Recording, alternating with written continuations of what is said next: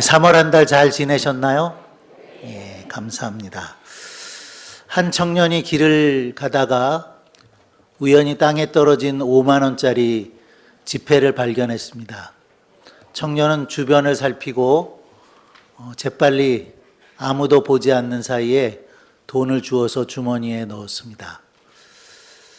그리고 그 후에 그 청년은 늙어 죽을 때까지 단 한 번도 하늘을 쳐다보지 못했답니다.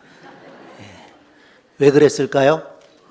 혹시나 또 땅에 돈이 떨어져 있느냐 살피느라고 단 한 번도 하늘을 바라보지 못했다는 것입니다. 얼마나 불행한 일인지 모르겠습니다. 우리가 함께 웃었지만 그러나 우리 가운데에도 어쩌면 이 청년처럼 땅만 바라보면서 살아가는 사람들이 있을 수 있습니다. 세상 사람들 중에는 아마도 많은 사람들이 땅을 쳐다보면서 살아가고 있을 것이라는 생각을 해볼 수가 있습니다. 그처럼 땅만 바라보는 사람들은 아름다운 일출을 보지 못합니다. 아름다운 일몰도 보지 못합니다. 하나님께서 하늘에 수놓은 아름다운 구름들도 보지 못합니다. 우리의 눈은 하늘과 땅을 동시에 볼 수 없습니다. 하늘을 보든지 아니면 땅을 보든지 해야 되는데 오늘 우리 함께 예배하는 모든 성도들은 눈을 들어서 하늘을 바라보고 눈을 들어서 예수 그리스도를 바라볼 수 있는 성도들이 다 되시기를 바랍니다. 하늘을 쳐다보는 사람들은 최초의 순교자였던 스데반과 같은 삶을 살아갈 수 있을 것이라고 믿는데요. 스데반은 돌에 맞아서 죽어가면서도 하늘을 보았노라고 성경은 말씀하고 있습니다. 성경에 보면 이렇게 기록되고 있습니다. 스데반이 성령이 충만하여 하늘을 우러러 주목하여 하나님의 영광과 및 예수께서 하나님 우편에 서신 것을 보고 말하되 하늘이 열리고 인자가 하나님 우편에 서신 것을 보노라라고 말씀되고 있습니다. 하늘을 우러러서 주목하였다라고 말씀되고 있고요. 그 스데반은 하나님의 영광을 볼 수 있었고 하나님 우편에 서 계신 예수 그리스도도 볼 수 있었다고 말씀되고 있는 것입니다. 그 스데반이 돌에 맞아서 죽어갈 때에 그 죽는 순간에도 스데반은 무릎을 꿇고 크게 기도하였습니다. 이렇게 기도했습니다. 주여 이 죄를 저들에게 돌리지 마옵소서. 자기를 돌로 쳐 죽이는 사람들을 위해서 하나님께 용서를 구하면서 기도를 드렸다고 하는 것입니다. 이처럼 하늘을 보는 사람은 자기를 돌로 치는 사람들까지도 용서하는 기도를 드릴 수 있다라고 믿습니다. 이 아침에 우리는 히브리서 12장의 말씀을 함께 읽었는데요. 히브리서 12장 2절 말씀이 3월의 말씀이었습니다. 함께 읽어보면 좋겠습니다. 믿음의 주여 또 온전케 하시는 이인 예수를 바라보자. 저는 그 앞에 있는 즐거움을 위하여 십자가를 참으사 부끄러움을 개의치 아니하시더니 하나님 보좌 우편에 앉으셨느니라. 아멘. 우리 주님은 믿음의 주시다 그리고 온전케 하시는 이시다 라고 말씀되어지고 있습니다.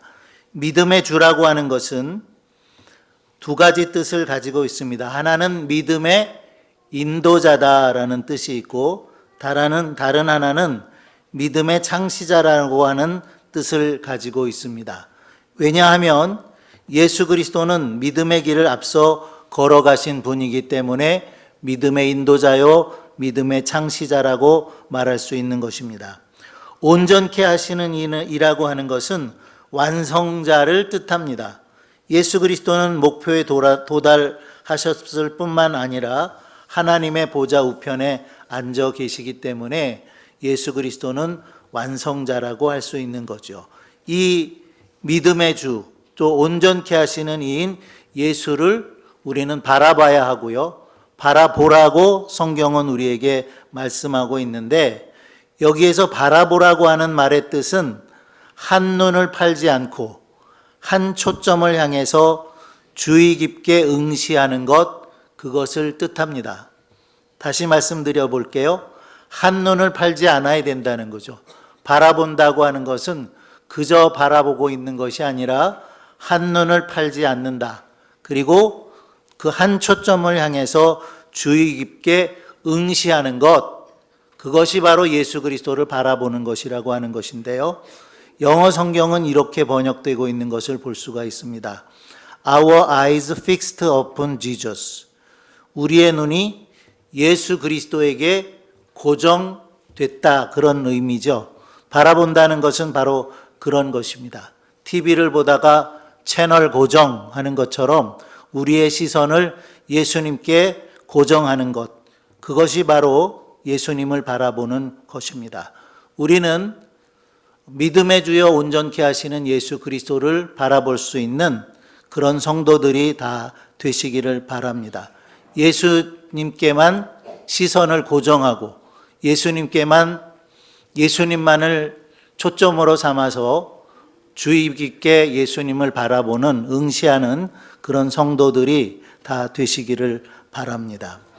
오늘 1절의 말씀을 보게 되면 우리의 인생이라고 하는 것이 경주에 비유되고 있는 것을 볼 수가 있는데요. 인생이라고 하는 것은 많이 장거리 경주에 비교가 되고 있는 것을 우리가 볼 수가 있습니다. 인생이라는 장거리 경주에서 결승 지점인 예수님만 바라볼 수 있어야 합니다. 결승점을 바라보지 않으면 열심히 달린 후에 여기가 아닌가 보다라고 후회할 수 있습니다. 그렇기 때문에 늘 자주 말씀드렸지만 중요한 것은 속도가 아니라 방향이다라는 말씀을 드렸죠. 분명한 목표가 있으면 그 목표를 향해서 달려가는 우리 성도들이 되어야 한다는 말씀을 하고 있습니다. 항상 예수님을 바라보는 삶을 사는 것이 우리 그리스도인이 살아가는 그런 삶이라고 믿지만 사순절을 우리가 보내고 있는데 특별히 이 사순절 기간에 더욱 우리 주님을 바라보는 시간들이 많이 있기를 바라고요. 또 십자가의 예수님을 우리가 바라보는 것뿐만 아니라 사순절을 보낸다고 해서 우리가 십자가의 예수님만을 바라보는 것이 아니라 다시 오시마 약속하신 그 다시 오실 예수님도 바라보실 수 있기를 바랍니다. 오늘 히브리서 12장은 이러므로라고 말씀이 시작되고 있습니다. 이러므로라는 말씀은 11장과 계속해서 이어진다고 하는 것인데요. 11장은 우리가 믿음장이다라고 말하고 있고 그 믿음장을 읽어보면 믿음으로 살았던 수많은 믿음의 선배들의 삶이 어떠했는지 말씀해주고 있는 것을 볼 수가 있습니다. 믿음의 선배들이 어떻게 믿음으로 살았고 어떻게 믿음으로 죽었는가라는 것을 말씀하고 있는데요. 몇 분의 말씀을 생각해 보면 먼저 믿음의 조상인 아브라함을 생각해 볼 수가 있겠는데 아브라함에 대해서는 이렇게 기록했습니다. 믿음으로 아브라함은 부르심을 받았을 때에 순종하여 장래 기업으로 받을 땅에 나아갈새 갈 바를 알지 못하고 나아가며라고 말씀되고 있는데요. 창세기 12절에 보면 그렇게 말씀되고 있죠. 하나님께서 아브라함을 부르시면서 너는 너의 본토 친척 아비 집을 떠나 내가 내게 지시할 땅으로 가라 말씀하셨습니다. 그때 아브라함은 목적지가 어디인지 하나님께서 그에게 주실 땅이 어디인지 알지도 못하면서 믿음으로 나아갔다고 말씀하고 있는데 바로 그 이야기를 하고 있는 것입니다. 믿음의 아버지인 아브라함, 믿음의 어머니라고 부를 수 있는 아브라함의 아내인 사라를 우리가 생각해 볼 수가 있겠는데 사라에 대해서는 이렇게 성경은 말씀합니다. 믿음으로 사라 자신도 나이 늙어 단산하였으나 잉태하는 힘을 얻었으니 믿음으로 잉태하는 힘을 얻었다는 것입니다. 이미 사라가 이삭을 낳을 때는 나이가 너무 많이 들었습니다. 90세의 여인이 생리적으로 아이를 낳을 수 있는 몸이 아니었죠. 그러나 하나님께서 약속하신 이삭을 낳습니다. 어떻게 낳았습니까? 성경은 뭐라고 말씀하고 있죠? 믿음으로 잉태하는 힘을 얻었노라고 말씀을 하고 있습니다. 그리고 40년 동안 이스라엘 민족을 이끌었던 모세에 대해서는 이렇게 말씀합니다. 믿음으로 모세는 장성하여 바로의 공주의 아들이라 칭함을 거절하고 도리어 하나님의 백성과 함께 고난받기를 잠시 죄악의 낙을 누리는 것보다 더 좋아하고.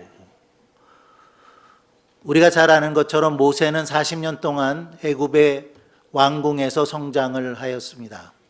왕궁에서 누릴 수 있는 많은 것들을 누리면서 살았지만은 모세는 장성해서 바로의 공주의 아들이라 칭함을 거절했노라고 말씀하고 있습니다.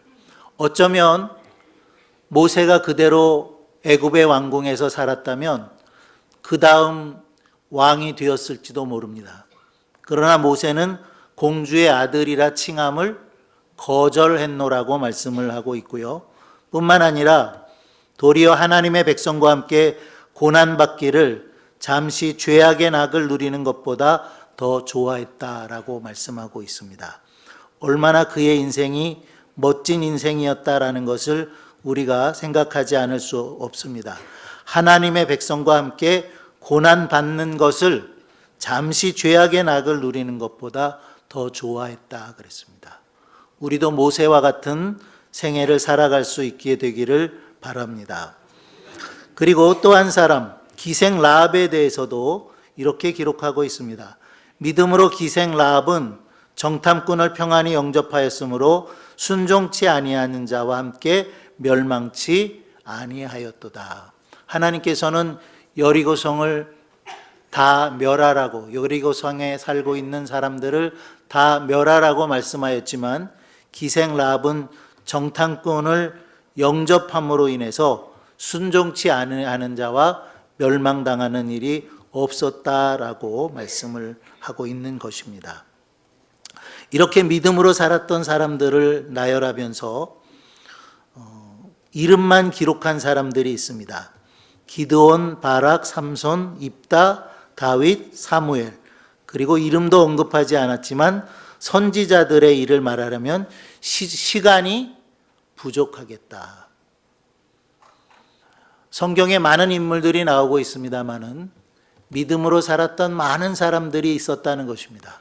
우리에 앞서 살았던 많은 사람들, 믿음으로 살았던 많은 사람들이 있었다는 것이고, 성경에만 있는 것이 아니라 우리 가운데도 있습니다. 우리 가운데도 이미 돌아가신 믿음의 선배들이 계십니다. 뿐만 아니라 지금도 교회 안에 믿음의 선배들이 계십니다. 그분들은 이와 같은, 아브라함과 같은, 사라와 같은, 모세와 같은, 또 기생 라합과 같은 삶을 살아오셨다고 믿습니다. 세상에서는 희롱과 채찍질, 결박, 옥에 박히는, 갇히는 시험도 받았고, 돌로 치는 것, 톱으로 켜는 것, 시험과 칼에 죽는 것을 당하고, 양과 염소의 가죽을 입고 유리하여 궁핍과 환난과 학대를 받았지만 믿음으로 산 믿음의 선배들이 있었다고 하는 것입니다. 오늘 말씀 속에 보면 예수 그리스도도 그러하셨다 그랬습니다. 아니, 예수 그리스도는 그 믿음의 사람들보다 더하셨다라고 말씀을 하고 있는 거죠. 그래서 예수 그리스도는 그 앞에 있는 즐거움을 위하여 십자가를 참으사 부끄러움을 개의치 아니하셨다라고 말씀되고 있는 것을 볼 수가 있는데요. 우리 죄인들을 구원하시기 위해서, 그 즐거움을 위해서 예수님께서는 기꺼이 십자가를 지셨다고 하는 것을 말씀하고 있는 것입니다. 우리는 예수님을 바라며 보면서 온갖 우리 앞에 있는 시련들과 역경들을 잘 견디어 나갈 수 있어야 할 거라고 믿습니다. 오늘 1절에 보면 우리가 믿음의 선배들을 뒤따라가야 하는 것을 말씀하면서 비유적으로 우리도 믿음의 경주를 잘 경주해 나가야 할 것을 말씀하고 있는데요. 우리는 운동장에서 달리는 선수, 경주자에 비교했습니다. 그리고 관중석에는 구름같이 둘러싼 허다한 증인들이 우리를 응원하고 있다고 했는데 그들이 바로 믿음의 선배들이라고 하는 것입니다. 믿음의 선배들이 응원하고 있기 때문에 우리의 눈으로는 볼 수 없지만 믿음의 선배들이 우리를 응원하고 있다는 것입니다. 때문에 우리는 외롭지 않은 경주를 할 수 있다고 믿고요. 믿음의 선배들의 격려를 힘입어서 우리 앞에 주어진 믿음의 경주를 열심히 달려갈 수 있다고 믿습니다. 우리 교회가 월드비전과 협력해서 어려운 가정의 자녀들을 돕는 일을 하고 있습니다. 그 중에 한 아이가 성탄절에 카드를 보내왔는데요. 이런 내용입니다. 정읍중앙교회 후원자님께 하면서 그 안에 이런 내용이 있습니다. 후원자님, 저는 올해 즐거운 학교 생활을 할 수 있어서 행복했어요. 후원자님, 저를 항상 응원해 주셔서 너무 감사드립니다. 가정 형편은 어렵지만 후원해 주는 후원자가 있어서, 후원자의 응원이 있어서 나는 올 한 해도 행복하게 살았어요 라고 감사의 편지를 보내온 것입니다. 우리도 이런 고백을 할 수 있어야 한다고 믿어요. 우리의 배우에 응원하는 많은 믿음의 선배들이 있기에 저는 올해도 믿음의 걸음을 담대하게 걸어가고 있습니다. 하나님, 많은 믿음의 선배들이 계셨기에, 그리고 지금도 우리를 격려해 주시는 믿음의 선배들이 계시기에 우리는 올해도 주님과 함께 믿음의 걸음을 담대하게 걸어가고 있습니다 라고 고백할 수 있는 우리들이 되어지기를 바랍니다. 우리는 지금 운동장에 있습니다. 우리는 지금 경주를 하고 있습니다. 믿음의 경주를 달리고 있는 것입니다. 승리의 경주를 위해서 우리가 해야 될 일이 있다고 몇 가지 말씀하고 있는데요. 첫째는 무거운 짐을 벗어버리는 것입니다. 달리기를 잘 하기 위해서는 몸에 무거운 것을 지닐 수 없습니다. 할 수 있으면 몸을 가볍게 하고 운동복도 가볍게 해서 달려야 잘 달릴 수 있는 것처럼 무거운 것을 벗어버리라고 말씀하고 있습니다. 죄가 되지는 않는다 할지라도 경주를 방해하는 무거운 것들이 있습니다. 그것들을 다 벗어버리라고 하는 것입니다. 그것들이 무엇이겠습니까? 자녀들을 위한 걱정, 혹은 사업을 위한 염려, 미래에 대한 걱정들, 이런 것들이 우리 가운데 있을 수 있는데 이런 것들은 우리의 믿음의 경주를 방해하는 것이라고 하는 것입니다. 그러므로 그것들을 다 벗어버리라고 했고, 주님은 그것들은 주님께 맡기라고 말씀하셨는데, 잘 아는 말씀 마태복음 11장 28절에 보면 수고하고 무거운 짐진 자들아 다 내게로 오라 내가 너희를 쉬게 하리라 그러셨습니다. 무거운 짐은 주님께 다 맡겨야 됩니다. 주님께 다 무거운 짐을 맡겨드리고 우리 앞에 있는 경주를 잘 달려갈 수 있는 우리 모두가 되어지기를 바랍니다. 두 번째는 얽매이기 쉬운 죄를 벗어버리라고 말씀을 하셨습니다. 육신의 정욕, 안목의 정욕, 이생의 자랑 등은 신앙의 경주를 하고 있는 우리를 얽어매어서 넘어지게 하는 것들입니다. 성경에 보면 이렇게 말씀을 하고 있는데요. 이는 세상에 있는 모든 것이 육신의 정욕과 안목의 정욕과 이생의 자랑이니 다 아버지께로서 쫓아온 것이 아니요 세상으로 쫓아온 것이라. 이 세상도 그 정욕도 지나가되 오직 하나님의 뜻을 행하는 이는 영원히 거하느니라 그랬습니다. 욕심을 버리고 하나님의 뜻 안에 살아가는 사람이 영원히 거할 수 있다고 말씀하고 있습니다. 때문에 우리는 모든 죄를 주님께 고백하고 주님의 용서를 받아야 합니다.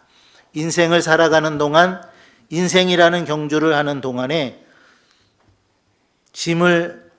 짐에서 해방되고 또 죄에서 자유함을 받은 사람만이 바르게 경주할 수 있다고 하는 것을 기억하셔서 짐은 주님께 다 맡겨드리고 또 죄는 주님께 고백해서 용서받는 성도들이 되어야 할 것입니다.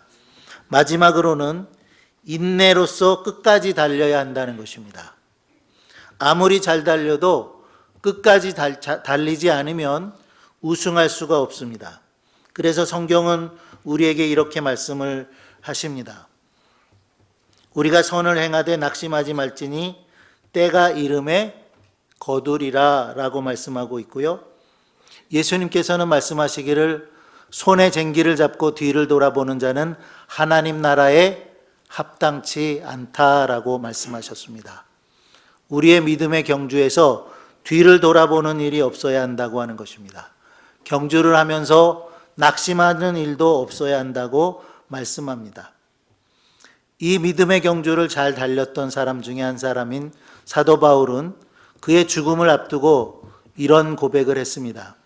내가 선한 싸움을 싸우고 달려갈 길을 마치고 믿음을 지켰으니 이제 후로는 나를 위하여 의의 면류관이 예비되었으므로 주 곧 의로우신 재판장이 그날에 내게 주실 것이니 내게만 아니라 주의 나타나심을 사모하는 모든 자에게니라.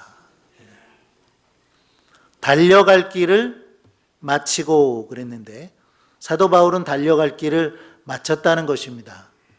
그 많은 고난이 있었지만 그 많은 역경과 고난을 이겨내고 사도 바울은 마침내 자기에게 주어진 경주를 마쳤다는 것입니다.